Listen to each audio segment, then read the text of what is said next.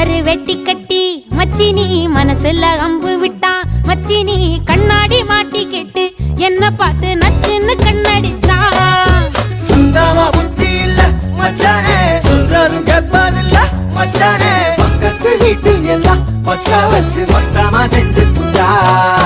வாழ்க்கைய கெடுத்துட்டங்க மச்சானே, வந்தது அழுதிடுவா மச்சானே. ஏதாச்சும் பேச போனா உன் தங்கச்சி எட்டித்த ஓடி போவா.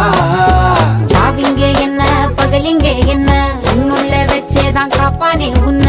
இந்த சோகம் உன் பக்கம் வந்தா எதிரே நின்னு மோதி வெற்றி கொள்வான்.